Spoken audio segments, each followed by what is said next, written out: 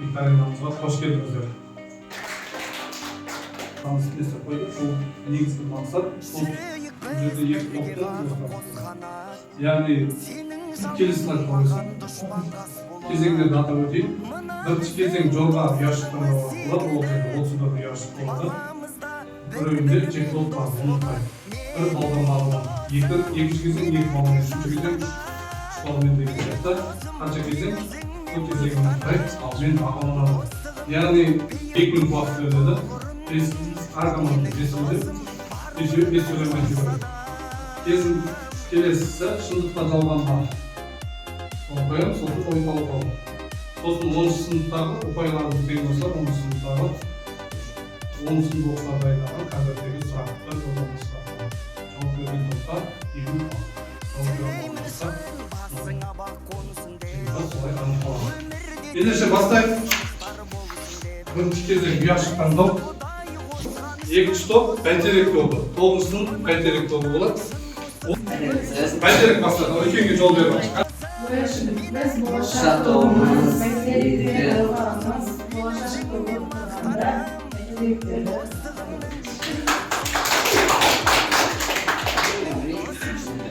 Жарайды. Онда ұяшық таңдауда бәйтерек тобынан бастайық. Ұяшық таңдауда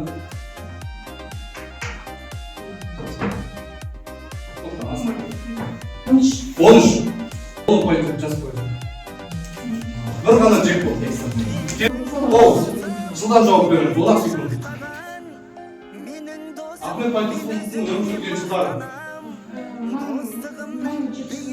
1773. Тамаша, дұрыс. Бұрықбай болашақ тобына. Келесі. Қай 19. Қазақстан Республикасының әнұранының авторы. Тамаша. Нұрсұлтан Назарбаев. Жауап дұрыс. Тамаша. Келесі. 11. 3 биді атаңыз. Жауап дұрыс. Келесі топ. 30. Парламент деген неше палатадан тұрады? Палата 2 палата тұрады, мәжіліс. Тамаша. Жауап дұрыс. Келесі. Қошеметтеп қоймайсың. Келесі топ. 20. Ең қадірлі адам. 12. Парламенттің төменгі палатасы қалай аталады? Тамаша. Жауап дұрыс. Келесі топ. 3.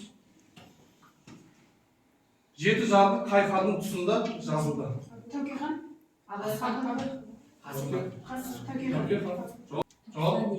Жауап дұрыс. Жауап дұрыс. Тамаша. Бірінші кезең осымен аяқталды. Төрешілер.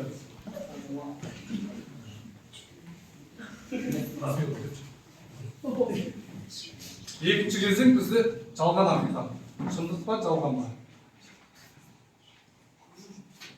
Соны анықтаймыз. Плюс қоямыз.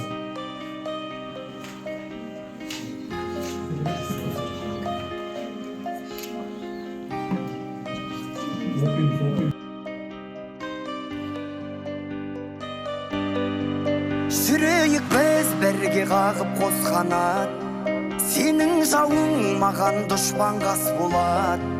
Мына біздің достығымыз секілді, баламызда бір-бірімен дос болады. Менің досым. Дұрыс па?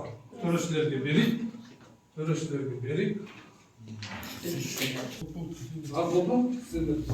Үшінші кезеңде тарихи тұлғаны анықтап, бірінші кезеңде суретті тұлғаны анықтап, өмір баяны бойынша қысқаша ақпарат береді. Яғни туған жылы, сосын қай жерде дүниеге келді деген сұрақтарға жауап береміз. Бірінші топ бізде болашақ тобы бастайды, жаңа бәйтерек тобы бастаған. Енді 1-ден 4-ге дейін таңдаймыз.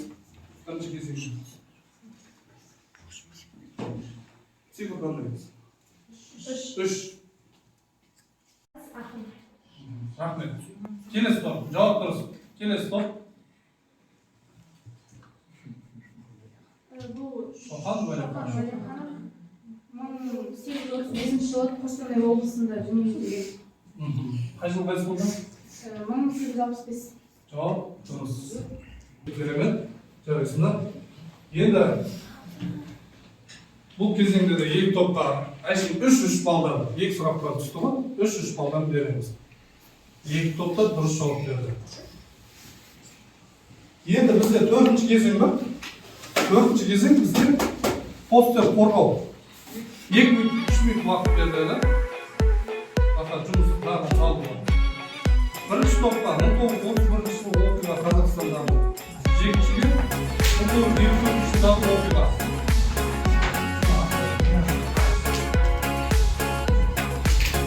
You're the best. Got the loose killer dress. I'm impressed with my loyalty to the test. You're so bad. I'd get you out of my head. Қазақстанның топырақтары өте қатты зақымдалып эрозияға ұшырады. Және де ірі астықтар жинағы. Бұл 1954 жылдың пайдасы болып келеді. Қазақстанның солтүстік аймақтарында аймақтарында 25 миллион жер жыртылды. Келісем.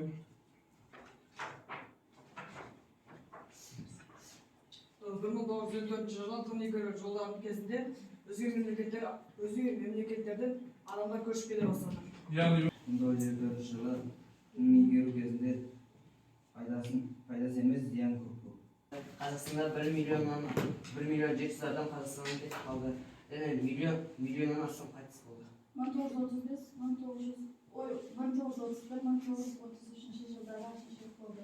Ортаға Голощекин келіп, кіші қазан саясатын ұстанып ашаршылық болған. болды ма? Екінші кезең конверттегі сұрақ. Топ басшылары, капитан команда келіңдер. Капитан команда келеміз. Капитан командаға келеміз. Капитан командаға арналған сұрақ. Ерде жауабы бар, сұрағы бар ішінде. Екі келеміз. Қандаймыз? Қайсысын аламыз? Қандаймыз? 10 сыныптың құрастырып берген сұрақтар. Бір ғана сұрақ. Дайындалуға 15 секунд берейін. 15 секунд. Dame la, tu fantasía, give it to me, una noche blanca como el día. Dame la, tu fantasía. Отырар апаты қай жылы болды? 1200 Төрішілер. Болашақ болуына 5 ұпай жазып қоямыз. Венесуэлада қай жылы құрылды? 1924 жылы құрылды.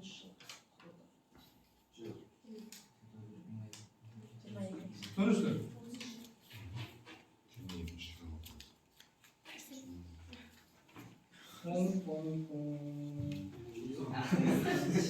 Музыка орын, қатты жарыстыр. 1922 жылы құрылды. 1 минут уақыт берем. Егер де мен президент болсам, бір ғана адам қорғасын, я? Бір адам ғана қорғасын. Ақылдасыңдар. 1 минут уақыт кетті.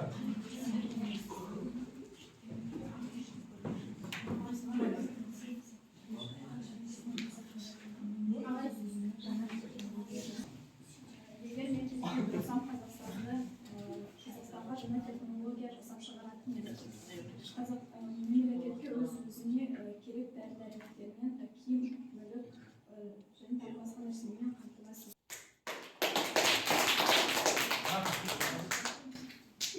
Өз дүниемізді өзіміз өндіреміз дегенге келтірді. Егер мен президент болсам, адамдардың аяқтарын көтерер едім және азық-түліктің бағасын түсірер едім. Өйткені Не де болсақ та енді осы жерде төрешілер ұпайларын есептеп шығарып болғанша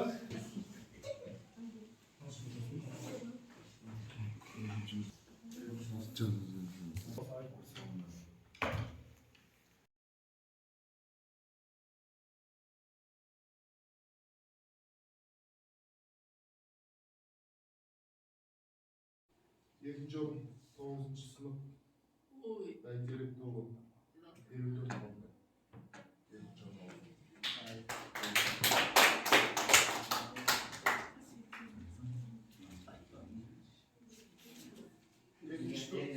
Бәйтерек топ қателіктерін білесіздер, яғни 5-ші кезеңде сол бір сұрақтан қателестіңдер, бірден 5 болды ал бірінші орын болашақта Дос болар менің дос